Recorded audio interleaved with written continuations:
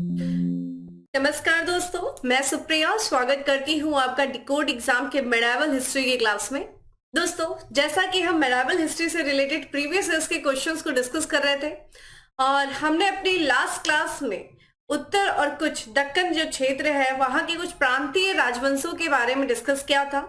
आज उसी सेशन को हम आगे बढ़ाएंगे दोस्तों, और आज की क्लास में एक नेक्स्ट मेडावल हिस्ट्री से संबंधित जो इंपॉर्टेंट चैप्टर है, ठीक है, सूफी और भक्ति आंदोलन से संबंधित, उनसे संबंधित जितने भी आपके प्रश्न आपके एग्जाम में पूछे गए हैं उन्हें हम एक एक करके यहाँ पे डिस्कस करेंगे और इसी के थ्रू इस पूरे जो है चैप्टर को भी रिवीजन करने का प्रयास करेंगे। देखिए, क्लास स्टार्ट करूं, क्वेश्चन स्टार्ट करूं उसके पहले मैं पहले ही बता देती हूँ, ये जो चैप्टर है ये पूरी तरीके से फैक्ट्स बेस्ड चैप्टर है।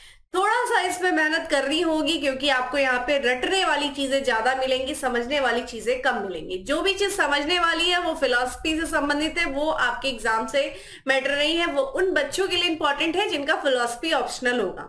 तो आपको ये बात ध्यान रख के चलनी है कि भाई यहाँ पे हमें रटन जो है विद्या अपनानी होगी, यानी कि हमें रटना है बहुत सारी चीजें और उसी के हिसाब से चलना है। तो चलिए जल्दी से स्टार्ट करते हैं हम अपने सेशन को आप अपने दोस्तों के साथ भी शेयर कर दीजिए और लाइक और कमेंट जो है करते रहिए।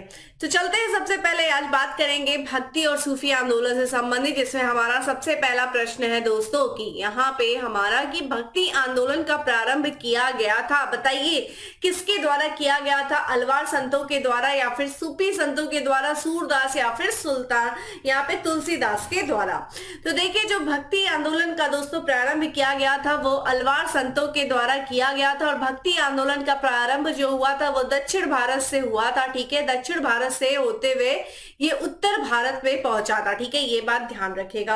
अगर हम बात करें यहाँ पे दोस्तों, जो भागवत पुराण है उसमें ये बात कही गई है कि देखिए, जो व्याख्या है उसके बारे में ये कहा गया है कि जो भागवत पुराण है दोस्तों, ठीक है, भागवत पुराण में ये कहा गया है कि यहाँ पे जो भक्ति आंदोलन है दोस्तों वो द्रविड़ देश, आपको पता ही होगा दोस्तों, द्रविड़ देश हम दक्षिण भारत को कहते हैं, ठीक है, द्रविड़ देश में, ठीक है, इसका जन्म हुआ, ठीक है। आगे चल करके जो कि ये कर्नाटक में क्या हुई दोस्तों, विकसित हुई, ठीक है, कर्नाटक में ये क्या हुई, विकसित हुई और फिर आगे जाकर के ये महाराष्ट्र में इसका क्या हुआ दोस्तों, महाराष्ट्र में ये पहुंचती है और महाराष्ट्र में कुछ समय रहने के बाद ये गुजरात पहुंचती, ठीक है, महाराष्ट्र में ये रहती है, फिर महाराष्ट्र में रहने के बाद ये कुछ समय बाद जो है गुजरात पहुंचती है, गुजरात में जाके इसका जीर्णोद्धार होता है, ठीक है। तो ये भक्ति आंदोलन के बारे में बात किया गया और भक्ति आंदोलन का जो शुरुआत किया गया था ये अलवार संतों के द्वारा किया गया था।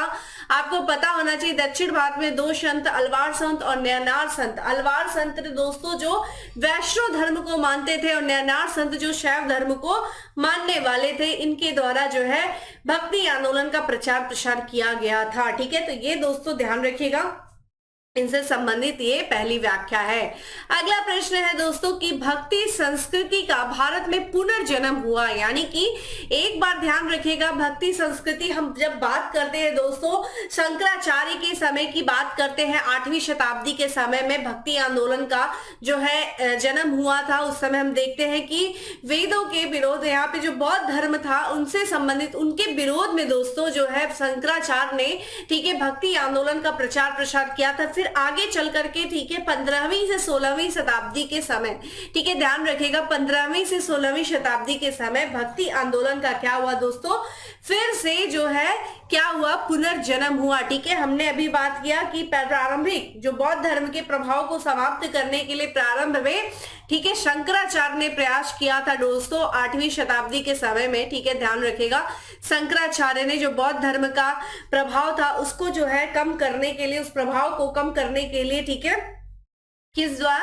यहाँ पे अद्वैतवाद दर्शन का उन्होंने प्रतिपादन किया था। उसके बाद आगे चल करके, ठीक है, ये थोड़े समय के लिए स्थिर होती है और आगे चल करके पुनः जो है दोस्तों यहाँ पे 15वीं 16वीं शताब्दी में जो है भक्ति आंदोलन का पुनर्जन्म होता है। और इस समय 15वीं 16वीं शताब्दी में इस आंदोलन का नेतृत्व करने वालों में बात करें तो कबीर रहते हैं दोस्तों, कबीर रहते हैं यहाँ पे, ठीक है, तुलसीदास जी की बात कर सकते हैं, मीराबाई, ठीक है, तुलसीदास, ठीक है, मीराबाई की बात करते हैं, ठीक है, मीराबाई की बात कर सकते हैं, सूरदास, ठीक है, और यहाँ पे हम बात करें तो रहदास, ये लोग जो रहते हैं इनके समय में, ठीक है, इनके नेतृत्व में भक्ति आंदोलन का क्या होता है दोस्तों, फिर से पुनर्जन्म होता है 15वीं से 16वीं शताब्दी के समय में। ठीक है, चलिए दोस्तों नेक्स्ट क्वेश्चन की तरफ बढ़ते हैं, वीडियो को शेयर करते रहिए, साथ ही साथ अगले बात करते हैं। देखिए, बुद्ध और मीरा के जीवन दर्शन में मुख्य साम्य था, क्या था भाई, अहिंसा, व्रत का पालन, निर्वाण के लिए तपस्या, संसार दुखपूर्ण है या सत्य बोलना। देखिए, इन दोनों लोगों की ही जो दर्शन की बात करें, जीवन का दर्शन जो ये दोनों लोग मानते थे, इनका ये मानना था कि भाई जीवन जो है वो क्या है दोस्तों, ये संसार जो है क्या है, दुख से भरा हुआ है। ठीक है, संसार जो है वो दुख से भरा हुआ है। अगर आप बौद्ध धर्म के बारे में हम लोगों ने एंशिएंट हिस्ट्री की क्लास में भी देखा था, हमने बताया था बौद्ध धर्म में, ठीक है, 4 आर्य सत्य भी, ठीक है, बुद्ध ने बताए थे, भगवान बुद्ध ने 4 आर्य सत्य बताए थे। और ये 4 आर्य सत्य क्या थे, दुख है, दुख का कारण है, दुख का निवारण, दुख, ठीक है, गामी प्रतिस्पर्धा है। तो ये सारी चीजें जो है दुख से संबंधित चीजें बताई गई थी। तो दुख को जो है इन दोनों लोगों ने ही, चाहे मीराबाई हो चाहे भगवान बुद्ध हो, इन्होंने जो है संसार को दुख भरा माना। और दुख का कारण क्या था, तृष्णा थी, लोगों की इच्छाएं हैं, ये जो है कारण बताया गया था। ठीक है, अगला प्रश्न है दोस्तों, कोई व्यक्ति किसी से उसका धर्म, संप्रदाय या जाति न पूछे, यह कथन किसका है। भाई किसने बोला था कि कभी भी किसी भी व्यक्ति से उसका धर्म, संप्रदाय या जाति नहीं पूछनी चाहिए, ये किसने कहा था, बताइए जल्दी से कमेंट बॉक्स में दोस्तों, आंसर करते रहिए। ठीक है, चलिए जल्दी से बताइए। तो इसका जो करेक्ट आंसर है दोस्तों वो है रामानंद। ठीक है, रामानंद जी ने कहा था भाई कोई व्यक्ति किसी भी व्यक्ति से उसका क्या न पूछे, धर्म न पूछे, उसकी जाति न पूछे। चलिए थोड़ा सा रामानंद जी के भी बारे में बात कर लेते हैं दोस्तों। इन्होंने जो है उत्तर भारत में, ठीक है, ध्यान रखिएगा, उत्तर भारत में, ठीक है, उत्तर भारत में इन्होंने क्या किया था, भक्ति आंदोलन के ये प्रवर्तक थे। ठीक है, उत्तर भारत में भक्ति आंदोलन के प्रवर्तक कौन थे दोस्तों, ठीक है, लिख लेते हैं, भक्ति आंदोलन के, ठीक है, भक्ति आंदोलन के ये प्रवर्तक थे। ठीक है, कौन दोस्तों, रामानंद। और इनके बारे में जो इनका जन्म देखा जाए तो दोस्तों इनका जो जन्म हुआ था वो 13वीं शताब्दी के समय, यानी कि लगभग 1299 ईस्वी में इनका जन्म हुआ था दोस्तों, प्रयाग में हुआ था, यानी कि वर्तमान जो प्रयागराज है। इन्होंने जो शिक्षा ग्रहण की थी दोस्तों, शिक्षा इन्होंने कहाँ से प्राप्त किया था, तो काशी और प्रयाग से, यानी कि वाराणसी और प्रयाग से इन्होंने क्या किया था, शिक्षा ग्रहण किया था। और सबसे इंपॉर्टेंट चीज इनके बारे में यह है कि सर्वप्रथम इन्होंने ही दोस्तों जो उपदेश दिया था, उस उपदेश को सर्वप्रथम हिंदी में दिया था। ठीक है, उपदेश जो है सर्वप्रथम इन्होंने क्या किया था, हिंदी में दिया था। ये बहुत इंपॉर्टेंट चीज है। तो ये भी आपसे पूछा जाता है कि भाई किस संत ने जो है अपना उपदेश सर्वप्रथम हिंदी में दिया था, तो वो दिया था रामानंद जी ने दिया था। ठीक है, ये किसकी उपासना करते थे दोस्तों, तो ये सगुण ईश्वर की उपासना करते थे, ये सीताराम की उपासना करते थे दोस्तों, ये भी ध्यान रखिएगा, ये भी आपसे पूछा जाता है, सीताराम की उपासना करते थे। और कुछ इंपॉर्टेंट पॉइंट है तो कुछ बताइए, आप लोग भी बताइए और क्या हो। ठीक है, देखिए रामानंद के 12 शिष्य थे। ठीक है, ये 12 शिष्य थे इनके, जिसमें से अगर हम महत्वपूर्ण शिष्यों की बात करें दोस्तों तो कबीर इनके शिष्य थे दोस्तों, ये ध्यान रखिएगा।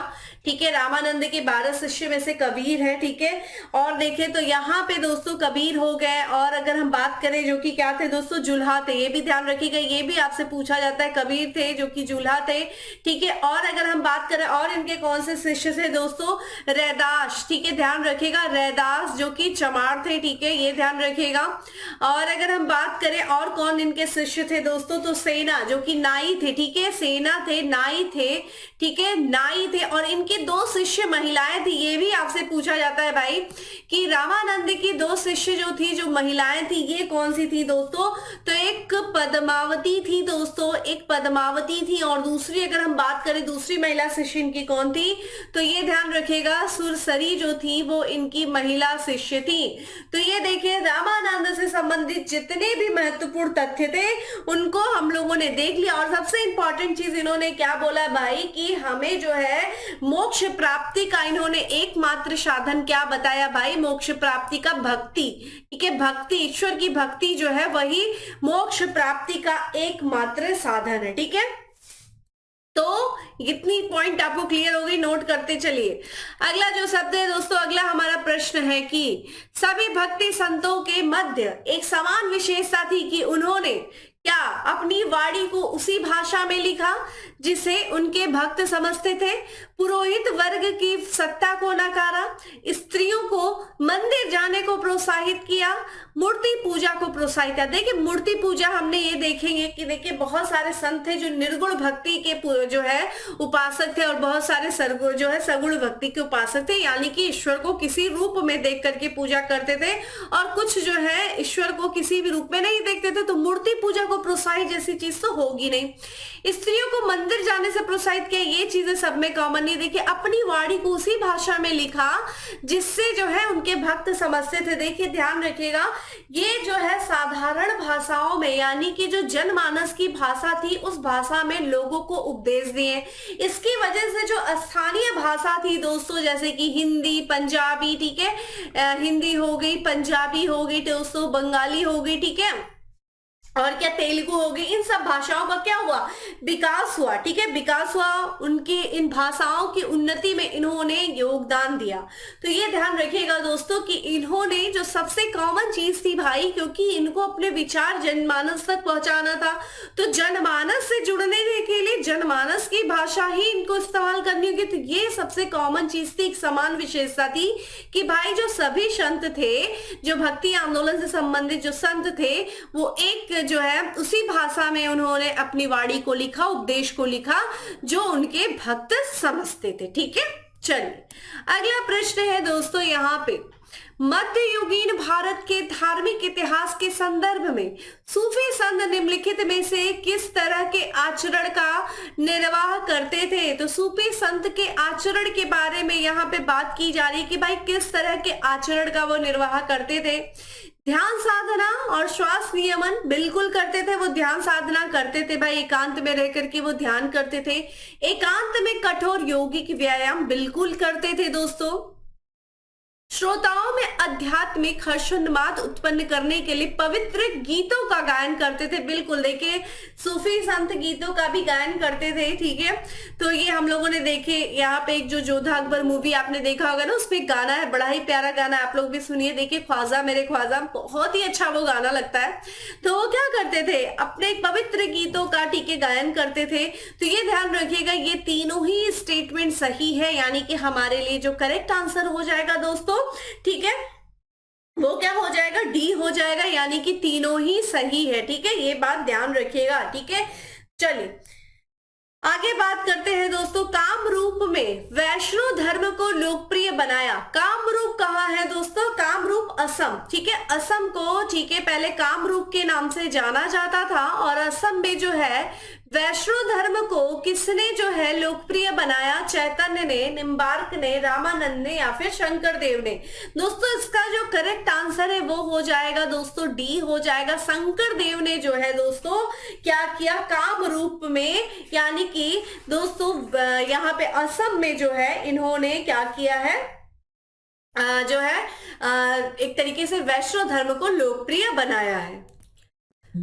तो यहाँ पे हम बात कर लेते हैं भाई शंकर देव के बारे में। दोस्तों शंकर देव ने ही, जैसा कि हमने बात किया, वैष्णव धर्म को इन्होंने असम में ठीक है क्या किया है, लोकप्रिय बनाया है। ठीक है, और इनके बारे में बात करें तो ये एकेश्वरवाद को पूछते थे। ठीक है, इनका जो है मूल उपदेश क्या था दोस्तों, एकेश्वरवाद को, ठीक है, एकेश्वरवाद को जो है एकेश्वरवाद की ये बात करते थे, उनकी उपासना करते थे। और विष्णु, ठीक है, या विष्णु या कृष्ण को, ठीक है, विष्णु ठीक है या कृष्ण की ये क्या करते थे दोस्तों, उपासना करते थे, अपना अभिष्ट मानते थे। ठीक है, विष्णु या कृष्ण को अपना क्या करते थे दोस्तों, अभिष्ट मानते थे। ठीक है, ये ध्यान रखिएगा। चलिए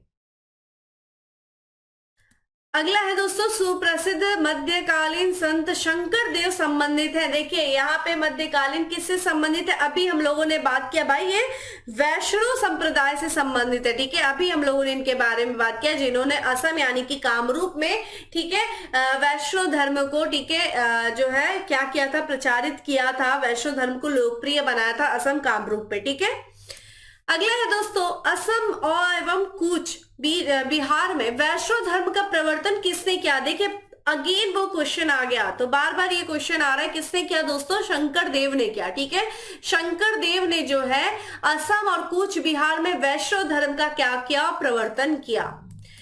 नेक्स्ट है दोस्तों, रामानुजाचार्य किससे संबंधित है? बहुत इंपॉर्टेंट क्वेश्चन आ गया दोस्तों। रामानुजाचार्य की बात करते हैं, किससे संबंधित है? भक्ति द्वैत, ठीक है, द्वैतवाद से है, विशिष्टाद्वैत से है, या फिर एकेश्वरवाद से? दोस्तों देखिए, हमारे लिए सबसे इंपॉर्टेंट चीज एक थोड़ा बैकग्राउंड समझने की कोशिश करिएगा। मैंने दोस्तों बात किया शंकराचार्य की। ठीक है दोस्तों, शंकराचार्य जिन्होंने क्या किया था 8वीं शताब्दी में दोस्तों, भक्ति आंदोलन का क्या किया था दोस्तों?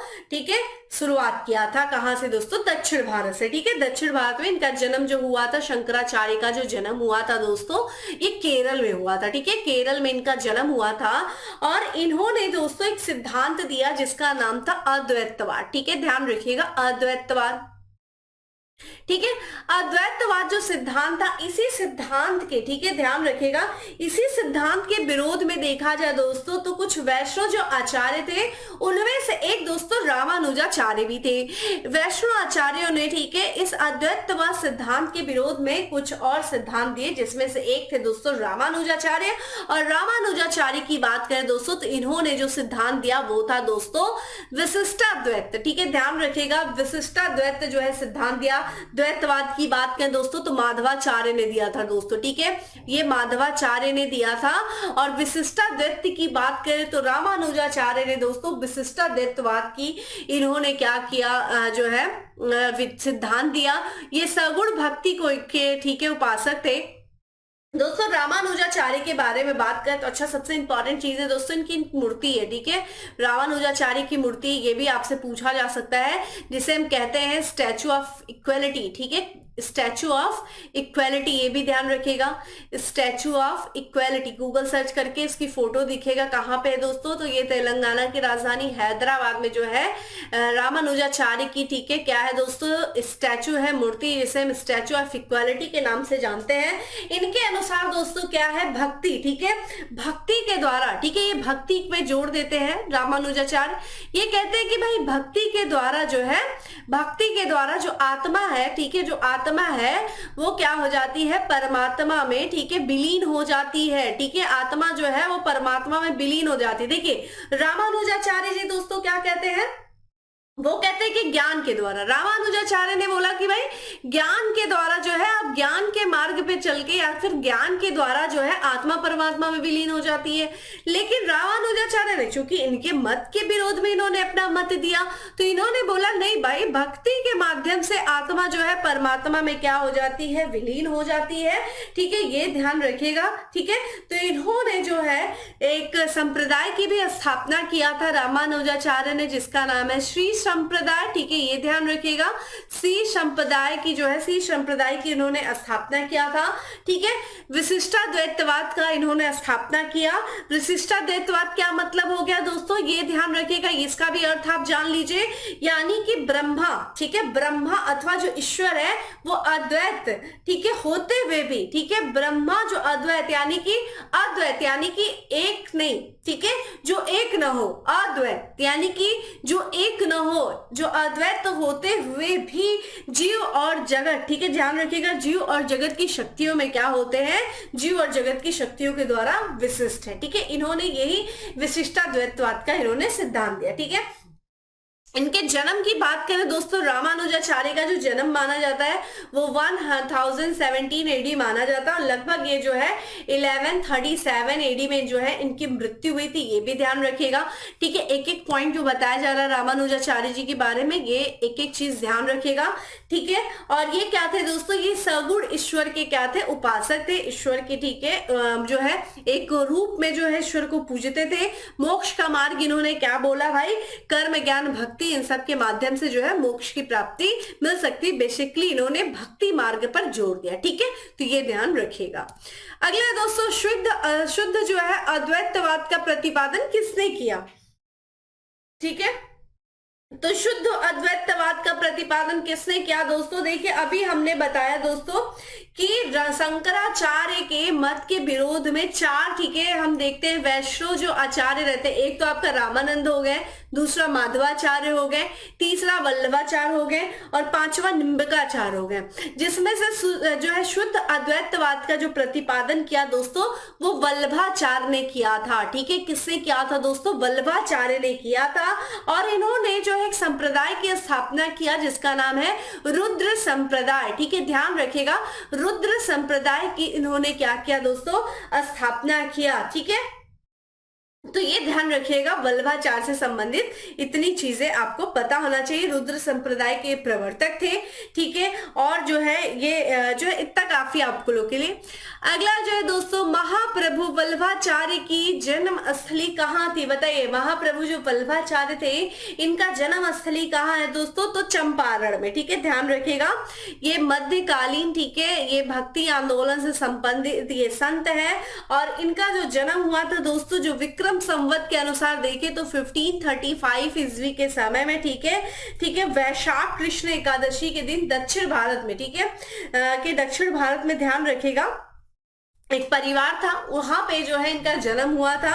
ठीक है, और ये ध्यान रखिएगा, तो ये छत्तीसगढ़ राय के, ठीक है, ध्यान रखिएगा, एक जो है छत्तीसगढ़, ठीक है, छत्तीसगढ़ में जो है एक क्षेत्र है रायपुर के निकट, वहीं पे। ठीक है, तो ये दक्षिण जो है दक्षिण भारत का परिवार था, उन्हीं में जो है वहां पे इनका जन्म हुआ था। अगला दोस्तों, निम्नलिखित में से कौन सही सुमेलित है? कौन सही सुमेलित है? एक्चुअली बेसिकली ये पूछ रहा है। तो आप यहाँ पे देखिए, अद्वैतवाद रामानुजाचार्य, विशिष्टाद्वैतवाद शंकराचार्य, द्वैतवाद माधवाचार्य, या फिर द्वैताद्वैतवाद, या फिर वल्लभाचार्य। तो यहाँ पे अगर हम दोस्तों करेक्ट आंसर की तरफ चले दोस्तों, तो करेक्ट आंसर जो है ये है सी है। ठीक है, ध्यान रखिएगा, सी जो है ये करेक्ट है, ठीक है, द्वैतवाद जो है माधवाचार्य है। अद्वैतवाद की बात करें दोस्तों, तो ये ध्यान रखिएगा, स्टार्टिंग में ही बताया दोस्तों, ये शंकराचार्य से संबंधित है। ठीक है, शंकराचार्य से। विशिष्टाद्वैतवाद की दोस्तों बात करें तो ये रामानुजाचार्य से संबंधित है। ठीक है, रामानुजाचार्य से संबंधित है। और द्वैताद्वैतवाद की तो निम्बकाचार्य, ठीक है, किसके द्वारा यहाँ पे? तो निम्बका, ठीक है, चार्य से संबंधित है, ये ध्यान रखिएगा। ठीक है, बाकी संप्रदायों के भी बारे में हम लोगों ने बात ऑलरेडी किया। अगर बात करें निम्बिकाचार्य ने किस संप्रदाय की स्थापना किया था दोस्तों, तो सनक संप्रदाय की स्थापना किया था। रामानुजाचार्य ने श्री संप्रदाय की स्थापना की थी दोस्तों। ठीक है, ये ध्यान रखिएगा। और अगर आपसे पूछा जाए भाई माधवाचार्य ने किस संप्रदाय की स्थापना किया था, तो ब्रह्म संप्रदाय की स्थापना इन्होंने किया था। ठीक है, तो ये भी ध्यान रखिएगा। अगला है दोस्तों, मैच द फॉलोइंग है, यानी कि सूची 1 को सूची 2 से सुमेलित कीजिए और सूचियों के नीचे दिए गए कूट से सही उत्तर चुनिए। देखिए अभी हम लोगों ने बात किया कि वल्लभाचार्य रामानुजाचार्य। देखिए रामानुजाचार्य तुरंत आपके दिमाग में आ जाना चाहिए भाई, कौन सा?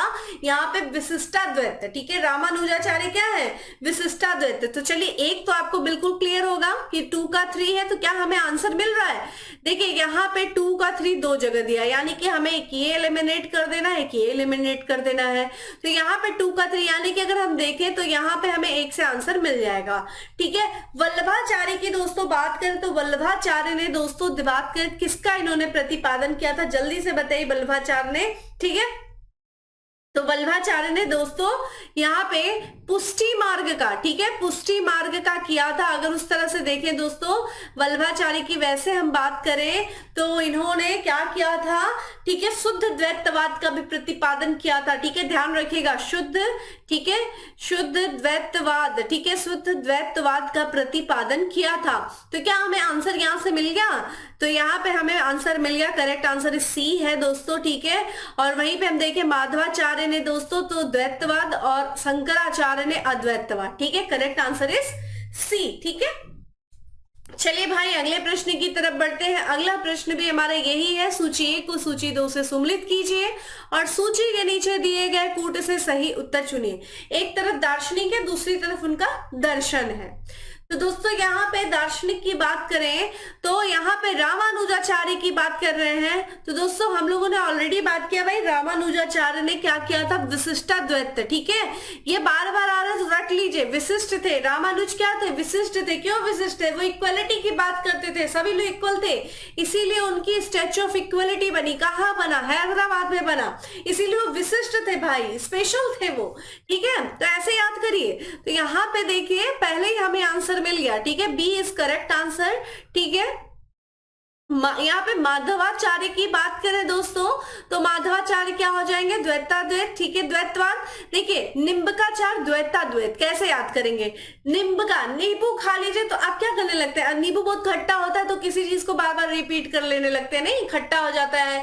और इन्होंने सनक संप्रदाय, मतलब सनक चढ़ जाती है खट्टा खाने से, बार बार कैसा फील होता है, बार बार आप एक ही चीज को रिपीट करने लगते हैं, इतना खट्टा। तो द्वैताद्वैत, द्वैताद्वैत, नमक खा रही, वहां पे नमक, हमने क्या खाया, नींबू खा लिया, हम सनक से गए नींबू खा करके। तो ऐसे याद करिए ना, ठीक है। तो निम्बकाचार्य की बात करें यहाँ पे दोस्तों तो द्वैताद्वैत, और इन्होंने सनक संप्रदाय की स्थापना की थी।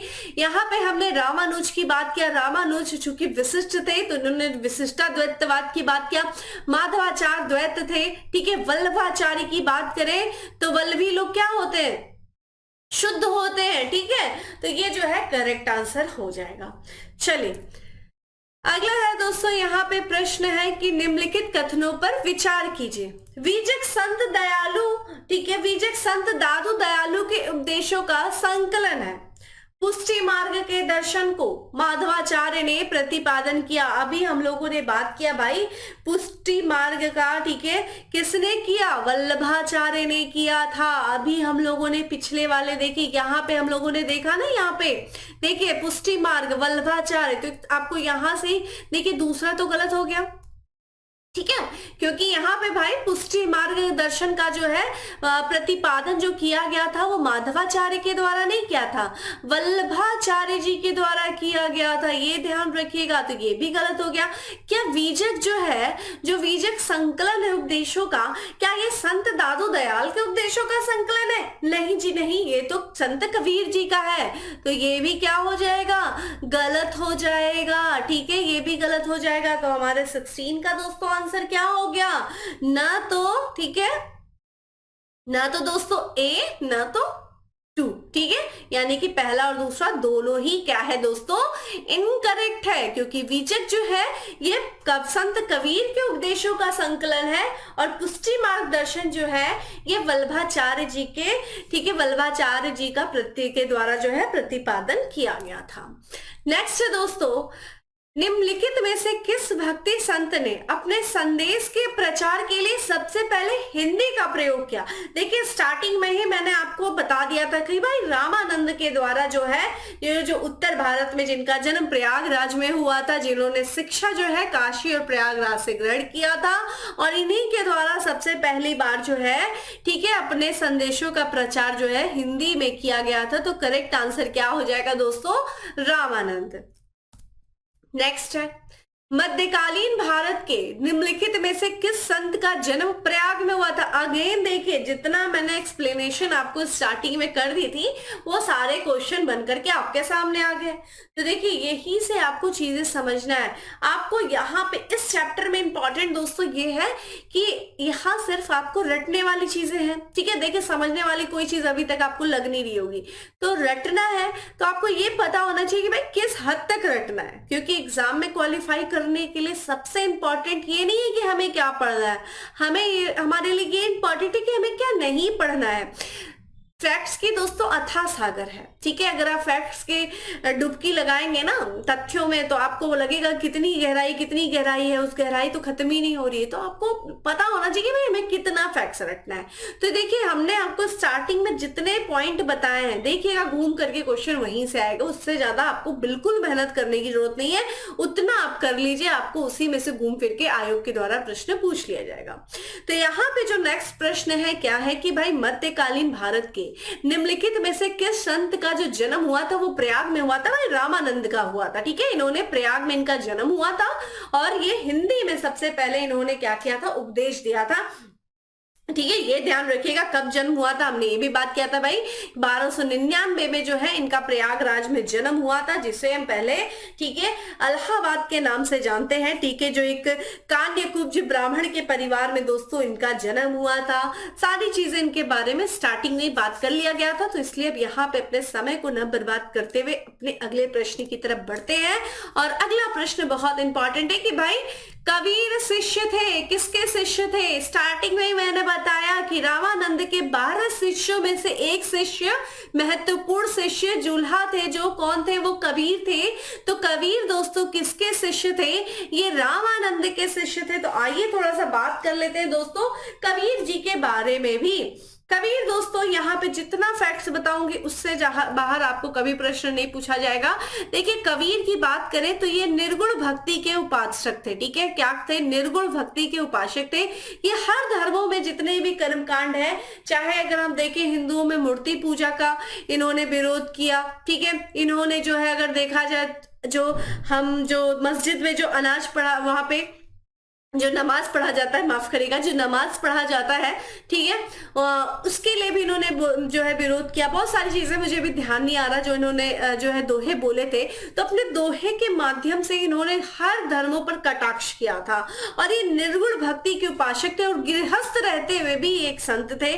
ठीक है, तो ये निर्गुण भक्ति के उपासक थे, ये ध्यान रखिएगा। ठीक है, अगर हम इनकी बात करें दोस्तों तो ये जो है ये राम हो गए, रहीम हो गए। ठीक है, राम, रहीम, हजरत, अल्लाह, इन सब को क्या थे? वो एक ही ईश्वर का रूप मानते थे। वो बोलते थे भैया ये सारे ईश्वर एक ही हैं। ठीक है, सारे लोग एक ही हैं। और इन्होंने क्या किया था? ये देखिए वेद और कुरान पे ये विश्वास नहीं करते थे कबीर जी, ये ध्यान रखिएगा।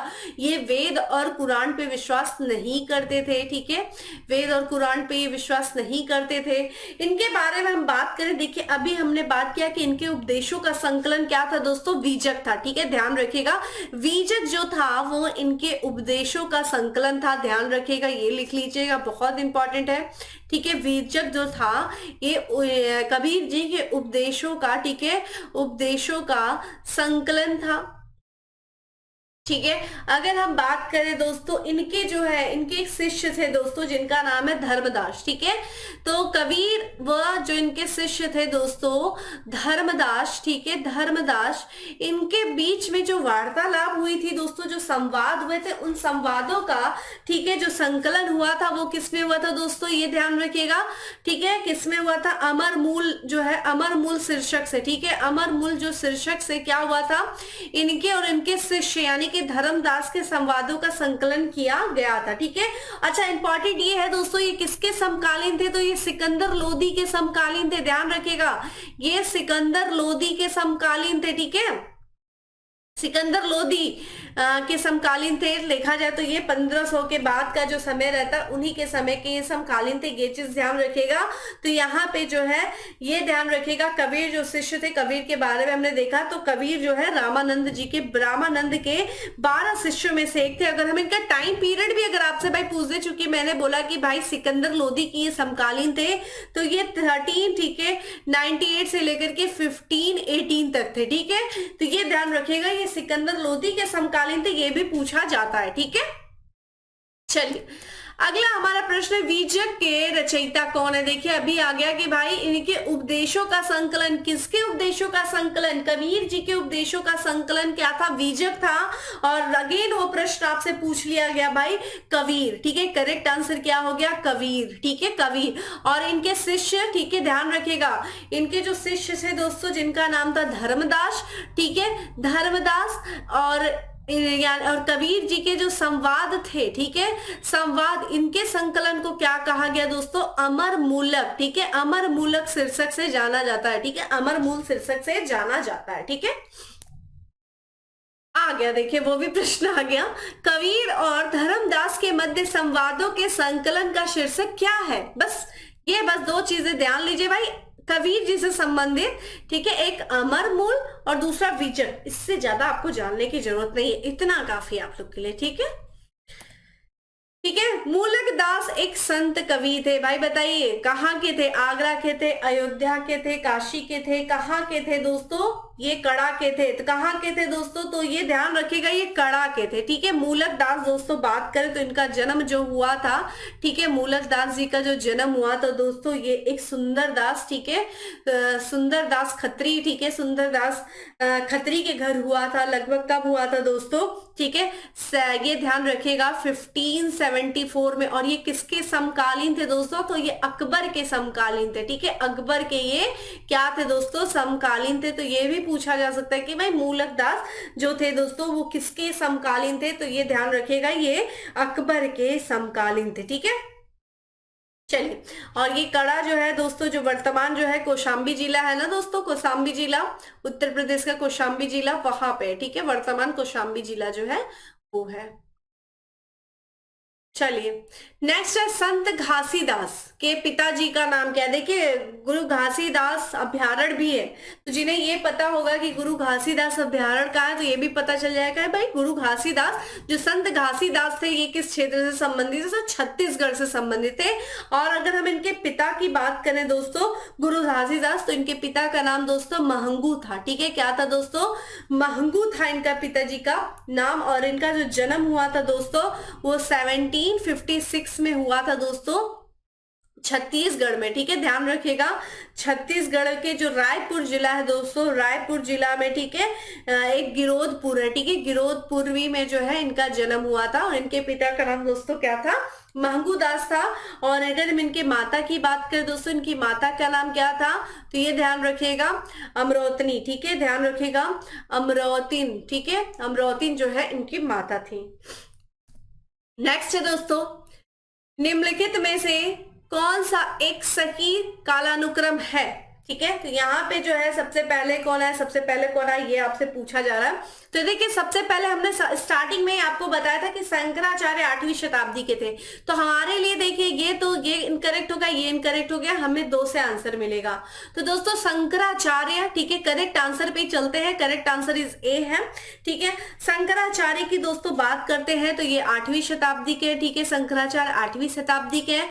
वही रामानुजाचार्य की दोस्तों हम बात करें तो इनका जो समय पीरियड ध्यान रखिएगा ये जो है 1017 से लेकर के 11, ठीक है, 37 है। और चैतन्य महाप्रभु की दोस्तों बात करें तो 1486 से लेकर के दोस्तों कितना हो जाएगा 1534 तक का, ठीक है। लगभग ये लोधी वंश के समय का है, सिकंदर लोधी, ठीक है, फिर इब्राहिम लोधी, इन लोग के समकालीन थे, ठीक है, कौन दोस्तों, चैतन्य महाप्रभु। यहाँ तक कि ये भी ध्यान रखिएगा कि बाबर के भी समकालीन थे, और इनकी बात करें दोस्तों हुमायूं के भी ये समकालीन थे, चैतन्य महाप्रभु। तो ये भी ध्यान रखिएगा समय पे ये सब पूछता है भाई कौन किसके समकालीन थे, ठीक है। नेक्स्ट है भाई, निम्नलिखित में से भक्ति संतों का सही तैथिक यानी फिर कालानुक्रम, ठीक है, अनुक्रम, कालानुक्रम जो है चुनिए, सही कालानुक्रम चुनिए भाई। सबसे पहले कौन आया था, फिर उसके बाद, फिर उसके बाद। देखिए यहाँ पे भी हम करेक्ट आंसर की तरफ बढ़ते हैं दोस्तों। इसका जो करेक्ट आंसर है ध्यान रखिएगा वो ए है, कबीर, ठीक है, कबीर आते हैं, फिर गुरु नानक है, फिर चैतन्य महाप्रभु, फिर मीराबाई, ठीक है। और मीराबाई के आसपास, मीराबाई के आगे तुलसीदास जी रहते, ठीक है, कहा जाता था कि मीराबाई और तुलसीदास जी के बीच में पत्र व्यवहार भी होता था, ठीक है। तो यहाँ पे कबीर की दोस्तों बात करें तो देखिए यहाँ पे कबीर जी की बात करें दोस्तों तो 1398 से लेकर के 1518 तक का समय है, ठीक है। गुरु नानक जी की बात करें दोस्तों तो 14, ठीक है, ध्यान रखिएगा 1469 से लेकर के 15, ठीक है, 1539 है। चैतन्य महाप्रभु की दोस्तों बात करें तो ये ध्यान रखिएगा ये भी लगभग इसी तरह से 1486 से लेकर के दोस्तों 1534 है। मीराबाई की दोस्तों बात करें तो 1498 से लेकर के दोस्तों 1557, ठीक है। तो ये वही समय है दोस्तों, यहाँ पे देखिए, यहाँ पे मीराबाई का वो समय है दोस्तों जहाँ पे हम देख रहे हैं कि भाई मुगलों का भी स्थापना हो जाती है, बाबर, हुमायूं, ठीक है, अकबर भी आ जाता है, ठीक है, मीराबाई के समय का। तो ये आपको टाइम पीरियड देखिए, ये जो आपको समय बताया गया ना इससे थोड़ा रिलेट करिए कि भाई ये लोग किस किस शासकों के समकालीन थे, क्योंकि इस क्वेश्चन यहीं से घुमाएगा। जितना ये पॉइंट आप ध्यान रखिएगा, इस समय को देखिएगा और थोड़ा सा लॉजिक लगाइएगा कि भाई ये किसके समकालीन थे वो लिख लीजिएगा, ठीक है। भगवान शिव की प्रतिष्ठा में कितने ज्योतिर्लिंग स्थापित है? बताइए भाई, कितने ज्योतिर्लिंग स्थापित किए गए हैं भगवान शिव की प्रतिष्ठा में दोस्तों? तो 12 ज्योतिर्लिंग की स्थापना की गई है। एक बार गूगल सर्च करके भाई कहाँ कहाँ पे है, कैसे कैसे ये ज्योतिर्लिंग है, उनके बारे में देख लीजिएगा। लाइए एक एक करके हम बता देते हैं। सबसे पहले केदारनाथ है दोस्तों, ठीक है, केदारनाथ है। फिर अगर हम बात करें जो नेक्स्ट ज्योतिर्लिंग है ठीक है, विश्वनाथ है, ठीक है, यहाँ पे विश्वनाथ है। वैद्यनाथ है, ठीक है, वैद्यनाथ है, वैद्यनाथ है। नेक्स्ट की बात करें दोस्तों तो महाकालेश्वर है, ठीक है, यहाँ पे महाकालेश्वर है, ठीक है, महाकालेश्वर है। अगली बात करें दोस्तों ओंकारेश्वर है, ठीक है, ये सब मध्य प्रदेश ओंकारेश्वर, ठीक है, ओंकारेश्वर। अरे आपकी जिम्मेदारी है, सबका लोकेशन आप मुझे गूगल पे बताएंगे, आप मुझे कमेंट बॉक्स में आंसर करेंगे, ठीक है। नागेश्वर, ठीक है, नागेश्वर। नेक्स्ट दोस्तों बात करें तो सोमनाथ, सोमनाथ। नेक्स्ट की बात करें दोस्तों तो त्र्यंबकेश्वर, ठीक है, त्र्यंबकेश्वर। अगली बात करें तो घृणेश्वर, ठीक है, ये ध्यान रखिएगा।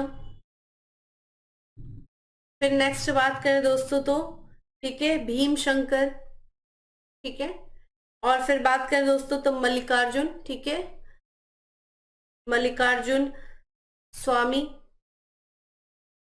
और अगर बात करें तो रामेश्वरम, ठीक है, रामेश्वरम। कलेक्शन ले लीजिए शिव जी के सभी 12 जो ज्योतिर्लिंग है वहां पे सबका दर्शन करिए और कमेंट बॉक्स में आंसर करिए कि ये जो 12 ज्योतिर्लिंग है कहाँ कहाँ पे है, उसकी लोकेशन आप मुझे शेयर करें, मतलब मुझे कमेंट बॉक्स में आंसर करें। नेक्स्ट है दोस्तों रामानुज के अनुयायियों को कहा जाता था, क्या कहा जाता था भाई? शैव, वैष्णव, अद्वैतवादी या फिर अभूभूत, क्या कहा जाता था? वैष्णव कहा जाता था, ठीक है। रामानुज के जो अनुयायी थे उनको वैष्णव कहा जाता था, ठीक है। अगला निम्नलिखित में से कौन सा स्थान गुरु नानक का जन्म स्थल है? देखिए गुरु नानक जी के बारे में बात आ गई दोस्तों, तो इनके बारे में भी हम अच्छे से सारी पॉइंट को देख लेंगे गुरु नानक जी के बारे में। जैसा कि हम लोगों ने देखा गुरु नानक जी का जो अगर हम टाइम पीरियड की बात करें तो 1469 से लेकर के 1500, ठीक है, 39 था, ठीक है, कितना था? 1539 था, ठीक है, ये इनका टाइम पीरियड था। गुरु नानक जी का दोस्तों जो जन्म हुआ था ये बहुत इंपॉर्टेंट है, ठीक है, जो गुरु नानक जी का जन्म स्थली पूछ रहा है तो ये ध्यान रखिएगा, ये पंजाब में, ठीक है, जो ये पाकिस्तान वाला जो पंजाब है, ठीक है, पंजाब में, ठीक है, पंजाब के, ठीक है, तलवंडी में, ठीक है, ध्यान रखिएगा, तो पंजाब के तलवंडी के में, ठीक है, तलवंडी में। ये वर्तमान में क्या है दोस्तों? ननकाना, ये करेक्ट आंसर इस सी है, ठीक है। तो ननकाना साहब जो आधुनिक ननकाना है, ठीक है, ननकाना साहेब है, ठीक है, ननकाना साहेब है, वहां पे जो है इनका जन्म हुआ था, ठीक है, ये चीज ध्यान रखेगा। इनके बारे में, गुरु नानक जी के बारे में बहुत इंपॉर्टेंट है। इन्होंने दोस्तों क्या किया? इनकी सबसे बड़ी उपलब्धि की बात करें दोस्तों तो इन्होंने सिख धर्म की स्थापना की, ठीक है, गुरु नानक जी ने सिख धर्म की स्थापना किया, ठीक है। और इन्होंने क्या किया? ये एकेश्वरवाद में विश्वास करते थे, ठीक है, क्या करते थे दोस्तों? ये एकेश्वरवाद को, ठीक है, एक ईश्वर में बात विश्वास करते थे, एकेश्वरवाद की ये क्या करते थे? ये विश्वास करते थे। निर्गुण ब्रह्मा की उपासना करते थे, ठीक है, देखेंगे भी आप सिख धर्म में, देखिए किताब की पूजा की जाती है, ठीक है। उनके द्वारा जो उपदेश दिए गए थे दोस्तों, ठीक है, जो गुरु थे सिख धर्म के, उनके द्वारा जो उपदेश दिए गए थे उस उपदेश का जो संकलन उस पुस्तक में, उसकी जो है उपासना की जाती है सिख धर्म में। किसी भी, ठीक है, मूर्ति की पूजा नहीं किया जाता, यानी कि ये निर्गुण ईश्वर के उपासक थे, ठीक है। इन्होंने दोस्तों लंगर की शुरुआत की थी। कमेंट बॉक्स में आंसर करिए कि लंगर को किसने अस्थायी बनाया था, ठीक है, लंगर की इन्होंने शुरुआत किया था। लंगर क्या दोस्तों? जो रसोईया होती है, ठीक है, ठीक है, जो यानी कि जो खाना भोज देते हैं लोगों को, ठीक है, हर धर्म के लोगों को बिना किसी की जात पूछे, ठीक है, ये क्या करते थे? सबको क्या भोजन के, ठीक है, भोजन करवाते थे, वही लंगर ये चलाते थे। और ये देखिए बहुत ज्यादा किससे प्रभावित है दोस्तों? एक सूफी संत थे, ये बहुत इंपॉर्टेंट, ये स्टार कर लीजिएगा, ठीक है, ये स्टार कर लीजिएगा। सूफी संत थे बाबा फरीद, ठीक है, बाबा फरीद से ये बहुत ज्यादा प्रभावित थे। बाबा फरीद दोस्तों, ये ध्यान रखिएगा, जो बाबा फरीद से बहुत ही ज्यादा क्या थे? प्रभावित थे, ठीक है, सूफी संत थे बाबा फरीद, इनसे ये काफी ज्यादा क्या थे? प्रभावित थे। ठीक है, तो ये ध्यान रखिएगा। हमने देखा कि दोस्तों कि इनसे संबंधित जितनी भी चीजें थी, देखिए डेट भी पूछ सकता है भाई, 15 अप्रैल को माना जाता है कि भाई 15 अप्रैल को जो है इनका जन्म हुआ था। ठीक है, ये ध्यान रखेगा। और कहां पे दोस्तों इनकी मृत्यु हुई थी 1539 में, ये भी ध्यान रखेगा, करतारपुर। ठीक है, करतारपुर, डेरा बाबा। ठीक है, डेरा बाबा करतारपुर। ठीक है, आप लोगों ने करतारपुर कॉरिडोर के भी बारे में सुना होगा। करतारपुर जो कि पाकिस्तान में, वहां पे जो है दोस्तों इनका जो है मृत्यु हुआ था। ठीक है, ये ध्यान रखिएगा। जिसके शासन में गुरु नानक देव ने सिख धर्म की स्थापना की, वो कौन थे? देखिए अभी हम लोगों ने बात किया कि भाई गुरु नानक जी का जो जन्म हुआ था 1469 में हुआ था और इनका जो मृत्यु हुआ था 1539 में हुआ था। तो इस समय किसका शासनकाल है आप बताइए? ठीक है, लोधी वंश का शासनकाल चल रहा है। ठीक है, लोधी वंश अंतिम थे, ठीक है, दिल्ली सल्तनत के। तो आपके लिए करेक्ट आंसर तो यहीं पे मिल गया भाई, सिकंदर लोधी। ठीक है, सिकंदर लोधी के समय के थे ये। Correct answer is B. ठीक है, सिकंदर लोधी। सिकंदर लोधी का समय क्या है दोस्तों, ये ध्यान रखिएगा। ये 14, ठीक है, 1489 से लेकर के, ठीक है, ध्यान रखिएगा 1517 तक था। उसके बाद इब्राहिम लोधी दोस्तों आ जाता है और इब्राहिम लोधी वही 1526 पानीपत का प्रथम युद्ध, बाबर ने इब्राहिम लोधी को हरा करके दिल्ली सल्तनत के स्थान पे, ठीक है, मुगल सत्ता की स्थापना की थी। तो देखिए इस तरह के भी क्वेश्चन पूछे जाते हैं। तो इसीलिए मैं कह रही हूँ जब मैं टाइम पीरियड इन संतों के बारे में बता रही हूँ तो आपको विशेष करके ध्यान रखना है कि भाई कौन से संत जो थे किस शासक के समकालीन थे। दिल्ली सल्तनत उस समय चल रहा था, मुगलों का भी दौर शुरू हो गया था।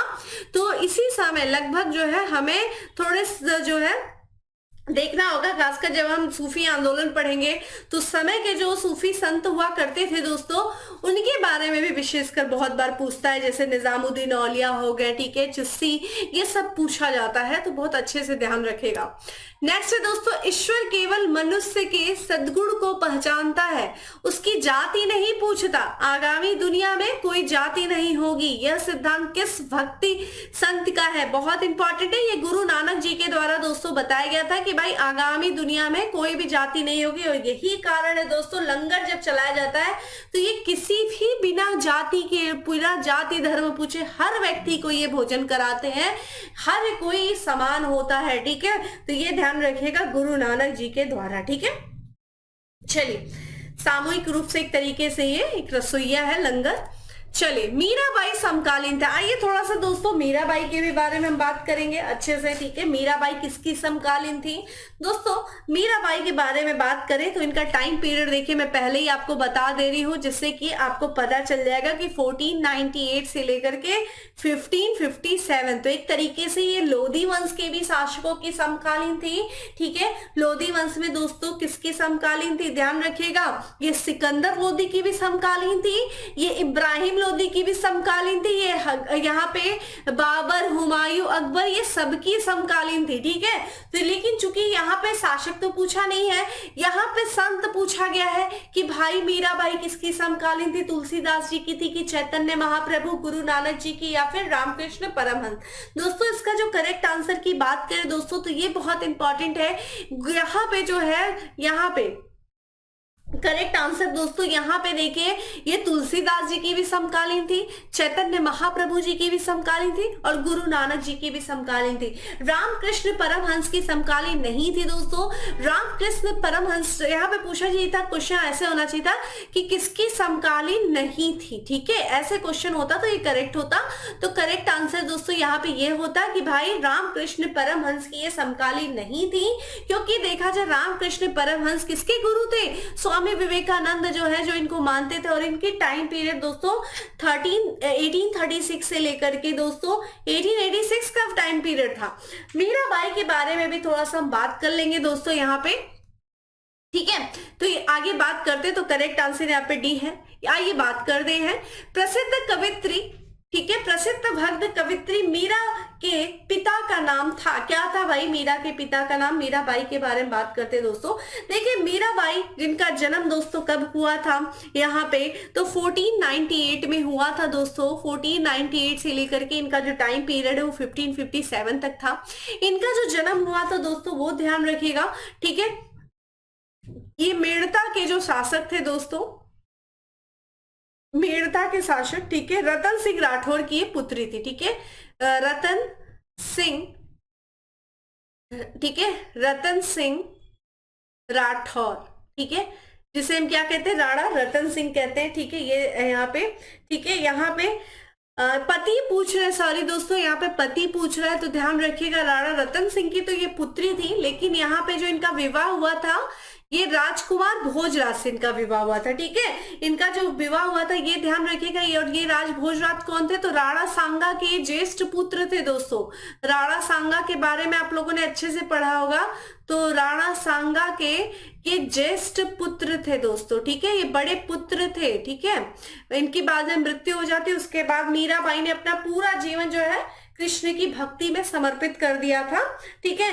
और इनकी अपना गुरु किसको मानती थी, ठीक है, ये भी आपसे पूछा जा सकता है कि भाई मीराबाई अपना गुरु किसको मानती थी, तो ये रैदास को, ठीक है, रैदास को जो है ये अपना गुरु मानती थी, ठीक है, गुरु मानती थी रैदास को। और दोस्तों मीराबाई ने जो है 4 ग्रंथों की रचना की थी, ये बहुत इंपॉर्टेंट है, 4 ग्रंथ, ठीक है, ये जो 4 ग्रंथों की रचना किया था मीराबाई ने, ये ध्यान रखिएगा, इससे ज्यादा आपसे नहीं पूछा जाएगा, 4 ग्रंथों की रचना की, ठीक है। ये 4 ग्रंथ कौन है, तो ये भी देख लीजिएगा दोस्तों, यहाँ पे जो है बरसी, ठीक है, यहाँ पे ध्यान रखिएगा, बरसी की, वैसे तो और भी है, यहाँ पे ध्यान रखिएगा, बरसी की मायरा। नेक्स्ट है दोस्तों यहाँ पे गीत गोविंद, ठीक है, गीत गोविंद पर टीका इन्होंने किया था, गीत गोविंद पर टीका, ठीक है। नेक्स्ट अगर हम बात करें क्या था दोस्तों, राग गोविंद, ठीक है, राग गोविंद, गीत गोविंद, राग गोविंद पे टीका।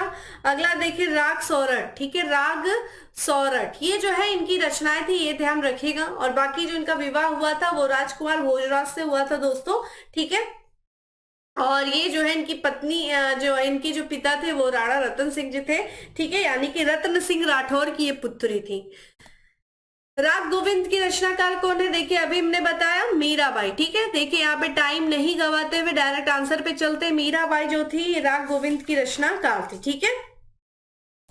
अगला निम्नलिखित संतों को उनके कालानुक्रम में नियोजित कीजिए, कबीर, मीराबाई, नामदेव, ठीक है, नानक। चलिए आप मुझे बताइए, जल्दी से आंसर करिए। तो यहाँ पे दोस्तों सबसे पहला बात करते हैं दोस्तों नामदेव, ठीक है, नामदेव कबीर जी से पहले हैं। नामदेव की दोस्तों यहाँ पे बात किया जाए तो ये 1270 से लेकर के 1350 है, 1270 से लेकर के 1350, ये महाराष्ट्र में थे दोस्तों, महाराष्ट्र से संबंधित है, ठीक है, 1350 है, ठीक है। कौन दोस्तों, नामदेव, ये महाराष्ट्र में भक्ति आंदोलन में इन्होंने महत्वपूर्ण भूमिका निभाई थी नामदेव ने, ठीक है। और इनके जो गुरु थे ज्ञानेश्वर थे, ठीक है। और इनके बारे में बात करें तो इन्होंने बरकरी संप्रदाय से संबंधित थे, ठीक है। इसके बाद अगर हम बात करें दोस्तों तो देखिए ऑलरेडी हम लोगों ने बात किया कबीर की, दोस्तों बात करें तो ये 13, ठीक है, ध्यान रखिएगा, 1398 से लेकर के 1518 था, ठीक है। उसके बाद बात करें दोस्तों तो यहाँ पे जो है नेक्स्ट हम बात करते हैं, तो यहाँ पे जो है 14, यहाँ गुरु नानक जी की बात करें 1469 से लेकर के 1539 है। फिर उसके बाद मीराबाई का समय आता है, जिनका समय है दोस्तों 1498 से लेकर के 1557, ठीक है। तो अब आप अंदाजा लगा लीजिए, करेक्ट आंसर देखिए उसका होगा सी होगा, ठीक है, सी इज करेक्ट आंसर, ठीक है। अगला है दोस्तों यहाँ पे निम्नलिखित में से कौन इस्लाम से प्रभावित था, भाई कौन इस्लाम से प्रभावित था, बहुत इंपॉर्टेंट। एक तो ध्यान रखिएगा, जैसे हमने अभी बात किया दोस्तों कि यहाँ पे जो एक ये बहुत इंपॉर्टेंट क्वेश्चन है, देखिए इस्लाम से कौन प्रभावित था दोस्तों, ये नामदेव, जो नामदेव थे ये इस्लाम से प्रभावित थे। इनके बारे में भी दोस्तों बात कर लीजिए। तो नामदेव इन्होंने क्या किया था दोस्तों, महाराष्ट्र में भक्ति आंदोलन का से, जो महाराष्ट्र में जो भक्ति आंदोलन था उससे ये संबंधित थे, ठीक है। गुरु की बात करें दोस्तों तो इनके जो गुरु थे दोस्तों ध्यान रखिएगा ज्ञानेश्वर, ठीक है, जिसे हम क्या कह सकते हैं, ज्ञानेश्वर, या फिर हम ज्ञानदेव के भी नाम से जानते हैं, ठीक है, ये ध्यान रखिएगा। अगर हम इनके बारे में और देखें दोस्तों तो ये किस संप्रदाय से संबंधित है दोस्तों, तो बरकरी जो है, ठीक है, ध्यान रखिएगा, बरकरी संप्रदाय से ये संबंधित है, ठीक है, ध्यान रखिएगा, संबंधित है, ना कि स्थापना किया था, बरकरी संप्रदाय से ये संबंधित थे, ठीक है। इनके बारे में अगर हम अन्य तथ्य देखें दोस्तों तो इन्होंने रचना किया था दोस्तों, किसकी रचना की थी दोस्तों, ये ध्यान रखिएगा। इन्होंने रचना किया था दोस्तों किसका, अभंग का, अभंग की रचना की थी और ये इस्लाम से प्रभावित थे, स्टार्ट कर लीजिएगा, ठीक है। इस्लाम से ये क्या थे दोस्तों, बहुत ज्यादा प्रभावित थे, ठीक है।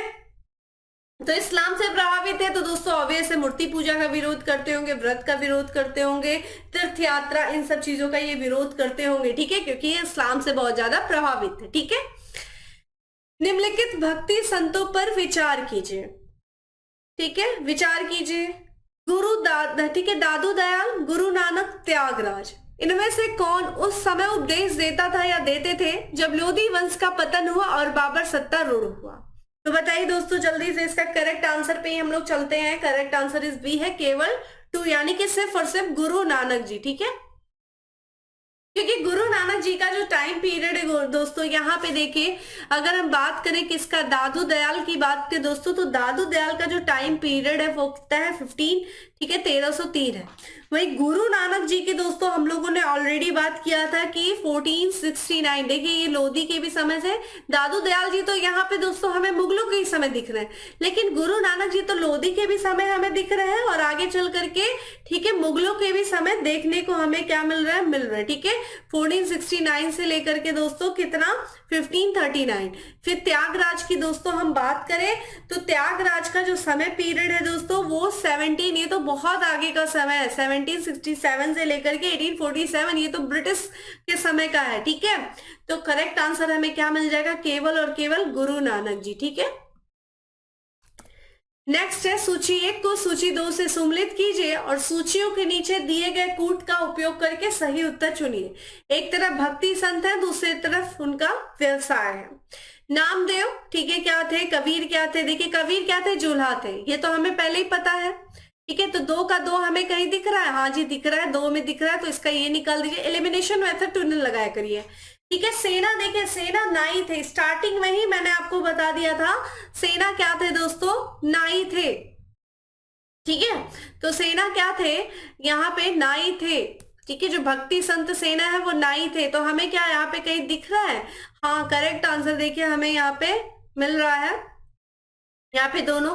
फिर देखिए यहाँ पे दोस्तों क्या थे, मोची कौन थे, जल्दी से बताइए, मोची कौन थे, तो यहाँ पे नामदेव दोस्तों दर्जी थे, ठीक है। नामदेव क्या थे दोस्तों, ये दर्जी थे, ठीक है। और रविदास जी जो थे वो मोची थे। रामदेव क्या थे, दर्जी थे, और रविदास क्या थे, मोची थे। तो करेक्ट आंसर क्या होना चाहिए दोस्तों, 3 होना चाहिए, 2 होना चाहिए, कहीं दिख रहा है हमें, हाँ 3 2, देखिए यहाँ पे भी दिख रहा है, यहाँ पे भी दिख रहा है, और यहाँ पे 4, तो 3, ठीक है, 2 4, करेक्ट आंसर इज बी, ठीक है, करेक्ट आंसर इज बी, ठीक है। चलिए नेक्स्ट है दोस्तों, चैतन्य महाप्रभु किस संप्रदाय से संबंधित है, ठीक है। देखिए चैतन्य महाप्रभु जी के बारे में आ गया भाई, बहुत इंपॉर्टेंट है, चैतन्य महाप्रभु जी के बारे में बात कर लेते हैं, किस संप्रदाय से संबंधित थे, ठीक है। तो चैतन्य महाप्रभु की बात करें दोस्तों तो करेक्ट आंसर क्या हो जाएगा यहाँ पे, वैष्णव, ठीक है। आइए इनके बारे में बात करें दोस्तों। चैतन्य महाप्रभु से संबंधित एक बहुत इंपॉर्टेंट चीज है, इन्होंने दोस्तों बंगाल में जो है, ठीक है, ध्यान रखिएगा, बंगाल में जो है इन्होंने क्या किया था, भक्ति आंदोलन का प्रचार किया था या नेतृत्व किया था, बंगाल में भक्ति आंदोलन, ठीक है। इनके बारे में अन्य तथ्यों की बात करें तो ये क्या करते थे, चूंकि वैष्णव जो है संप्रदाय से संबंधित है, तो ये क्या करते थे, सरगुण, ठीक है, ध्यान रखिएगा, सगुण भक्ति का ये अनुसरण करते थे, ठीक है, क्या करते थे, सगुण भक्ति का ये क्या करते थे, अनुसरण करते थे, ठीक है। इनके बारे में अन्य तथ्यों की बात करें तो ये किसकी पूजा पर विशेष बल देते थे, तो कृष्ण की पूजा पर ये विशेष बल देते थे, ठीक है, कृष्ण की पूजा पर, ठीक है, विशेष बल ये दिया करते थे।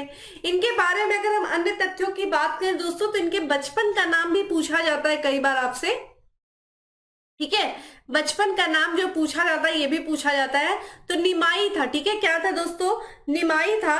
और इन्होंने एक संघ की स्थापना किया था जिसका नाम था गोसाई संघ। ठीक है, किसकी स्थापना किया था इन्होंने? गोसाई संघ की स्थापना किया था। ये बहुत इंपॉर्टेंट है। और इससे भी इंपॉर्टेंट चीज ये है दोस्तों, इन्होंने संकीर्तन प्रथा, जो कीर्तन वगैरह किया जाता है ना दोस्तों, संकीर्तन प्रथा की स्थापना की थी, या संकीर्तन प्रथा को इन्होंने क्या किया था? जन्म दिया था। ये बहुत इंपॉर्टेंट है, संकीर्तन प्रथा। ठीक है, चैतन्य महाप्रभु ने क्या किया था? जन्म दिया था। ठीक है, संकीर्तन प्रथा को, ये ध्यान रखिएगा। ठीक है, चलिए अगले, तुलसीदास किसके समकालीन थे? भाई तुलसीदास से भी संबंधित जितने भी तथ्य होंगे हम एक ही जगह देख लेंगे, अच्छे से देख लेंगे। किसके समकालीन थे? अकबर तथा जहांगीर, शाहजहां, औरंगजेब, बाबर, हुमायूं। दोस्तों अकबर किसके समकालीन थे? तो करेक्ट आंसर दोस्तों हो जाएगा ए, अकबर और किसके दोस्तों? जहांगीर के समकालीन थे। ठीक है, यहाँ पे अगर हम तुलसीदास जी का टाइम पीरियड देखें तो 1532 से लेकर के 1623 है। ठीक है, और ये देखिए मीराबाई के भी समकालीन थे। स्टार्टिंग में मैंने बताया, माना ऐसा जाता है कि मीराबाई से इनका जो है पत्र व्यवहार भी चलता था। ठीक है, यहाँ पे तुलसीदास जी का जन्म जो हुआ था 1532 में हुआ था दोस्तों। कहाँ पे हुआ था? तो यूपी के बांदा जिले में हुआ था। ठीक है, कहाँ हुआ था? बांदा जिले में जो है इनका जन्म हुआ था।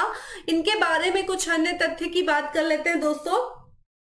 तो ये अकबर और जहांगीर के जो है समकालीन थे मुगल शासक, और इन्होंने देखिए जो है रचना किया था रामचरितमानस की। ठीक है, रामचरित, ठीक है, मानस की रचना किया था अवधी भाषा में। ये बहुत इंपॉर्टेंट है, किस भाषा में? अवधी भाषा में। ठीक है, अवधी भाषा में। और इन्होंने विनय पत्रिका, ठीक है, किसकी रचना की थी? विनय पत्रिका की रचना किया था। ठीक है, विनय पत्रिका की रचना किया था। और क्या सबसे इंपॉर्टेंट चीज है इनके बारे में जो उल्लेख है, ठीक है, आईने अबुल फजल की। ठीक है, अबुल फजल जो कि अकबर की 9 रत्नों में से एक थे। अबुल फजल की जो आईने अकबरी है दोस्तों, ठीक है, आईने अकबरी, आईने अकबरी में क्या है दोस्तों? इनके बारे में क्या है? उल्लेख किया गया है, इनका नाम उल्लेख है, यानी कि नाम लिखा गया है। ये भी पूछा जा सकता है कि भाई जो है यहाँ पे तुलसीदास का नाम उल्लेख किसमें है दोस्तों? तो अबुल फजल के, ठीक है, आईने अकबरी में। रामचरित नामक ग्रंथ के रचयिता कौन थे दोस्तों? बताइए। तुलसीदास। ठीक है, चलिए रामायण के रचनाकार कौन है? कमेंट बॉक्स में आंसर करिए। तुलसीदास जी की बात करें दोस्तों तो इन्होंने जो है रामचरितमानस की रचना की थी, और विनय पत्रिका की भी। निम्नलिखित में से कौन सी रचना संत तुलसीदास की नहीं है? गीतावली, देखिए विनय पत्रिका तो है। ठीक है, विनय पत्रिका की रचना उन्होंने किया। गीतावली, कवितावली, साहित्य रत्न। तो बताइए कौन सी रचना नहीं है दोस्तों? तो साहित्य रत्न जो है वो नहीं है। ठीक है, बाकी गीतावली भी है। ठीक है, यहाँ पे हम बात करें दोस्तों, कवितावली भी है और विनय पत्रिका, ये सब जो है तुलसीदास की रचना है। लेकिन अगर हम बात करें दोस्तों, ये जो साहित्य रत्न है दोस्तों, ये तुलसीदास जी की रचना नहीं है। तुलसीदास दोस्तों यहाँ पे 12 ग्रंथ इनके प्रसिद्ध है। ठीक है, 12 ग्रंथ इसके इनके जो है प्रसिद्ध है, जिसमें से 5 की बात करें दोस्तों तो 5 जो थे बड़े ग्रंथ थे, और 7 ग्रंथों की बात करें दोस्तों तो 7 जो है छोटे ग्रंथ थे। 5 बड़े ग्रंथ आप अच्छे से देख लीजिएगा, व्याख्या देख लीजिएगा। ठीक है, चलिए विनय पत्रिका के रचयिता कौन है दोस्तों? तो विनय पत्रिका के रचयिता दोस्तों है तुलसीदास जी हैं। ठीक है, करेक्ट आंसर इज ए। निम्नलिखित युग्मों में से कौन सा सही सुमेलित नहीं है? तो यहाँ पे दोस्तों एक तरफ तो दिया है रचनाकार, दूसरी तरफ जो रचनाएं हैं। ध्रुवदास भगत नामावली बिल्कुल सही है दोस्तों, ये करेक्ट है। नाभादास भक्तमाल। रसखान रसिका प्रिया की रचना किया था? नहीं भाई, रसिका प्रिया की दोस्तों जो रचना की गई थी दोस्तों, ये रसखान जी के द्वारा नहीं किया गया था दोस्तों। रसिका प्रिया की जो रचना की थी वो आचार्य केशव राय ने किया था। ठीक है, ध्यान रखिएगा, केशव दास ने जो है यहाँ पे, ठीक है, ध्यान रखिएगा, केशव दास ने जो है रसिका प्रिया की रचना किया था। उस्मान दोस्तों चित्रावली, ठीक है, ये भी करेक्ट है। तो यहाँ पे इनकरेक्ट क्या हो जाएगा दोस्तों? सी। ठीक है, सी जो है इनकरेक्ट है। और अगर हम बात करें केशव दास की अन्य रचनाओं में दोस्तों तो यहाँ पे रामचंद्रिका भी है। ठीक है, रसिका प्रिया है, रामचंद्रिका भी है। ठीक है, नेक्स्ट है निम्नलिखित में से कौन बरकरी संप्रदाय का संत है? स्टार्टिंग में ही हमने बता दिया भाई कौन है बरकरी संप्रदाय का, ठीक है। यहाँ पे तो ये ध्यान रखिएगा, नामदेव। करेक्ट आंसर दोस्तों क्या हो जाएगा? सी जो है नामदेव, बरकरी संप्रदाय, ठीक है, ये ध्यान रखिएगा। इसके जो प्रमुख संत थे वो नामदेव थे, ठीक है, ये ध्यान रखिएगा। चलिए आज के हम लास्ट प्रश्न की तरफ बढ़ते हैं कि बरकरी संप्रदाय की मुख्य पीठ अवस्थित है। कहाँ पे अवस्थित है भाई बरकरी संप्रदाय की मुख्य पीठ? सबसे इंपॉर्टेंट चीज है, जो बरकरी संप्रदाय के संस्थापक हैं दोस्तों वो ज्ञानेश्वर है, और ज्ञानेश्वरी नामदेव के क्या थे? गुरु थे, ठीक है। और बरकरी संप्रदाय की जो मुख्य पीठ है वो पंढरपुर है, ठीक है। 20 का करेक्ट आंसर है। पंढरपुर कहाँ है दोस्तों? महाराष्ट्र में है, ठीक है, महाराष्ट्र में जो है पंढरपुर, ठीक है, ये ध्यान रखिएगा। और यहाँ पे जो है नामदेव, ठीक है, इनके जो है अन्य जो है जो इनके अन्य जो आते हैं संत आते हैं नामदेव के अलावा दोस्तों, हम बात करते हैं तुकाराम की भी बात करते हैं, ठीक है। तो यहाँ पे ये जो बरकरी संप्रदाय है दोस्तों, ये किसकी पूजा करती है दोस्तों? तो ये ध्यान रखिएगा विठोबा की, ठीक है। किसकी पूजा? तो विठोबा की पूजा करती है, ठीक है, विठोबा की पूजा जो है करती है दोस्तों। और ये विठोबा दोस्तों, इनको कृष्ण का अवतार माना जाता है, ठीक है, कृष्ण का अवतार माना जाता है, ठीक है।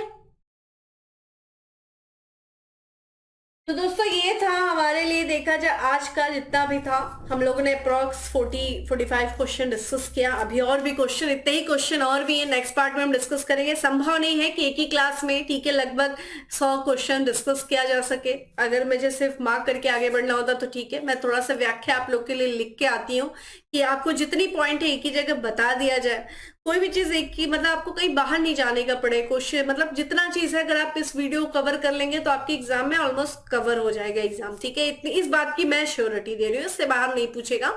बहुत ज्यादा फैक्ट्स है, बस रख लीजिए, लिख लीजिए।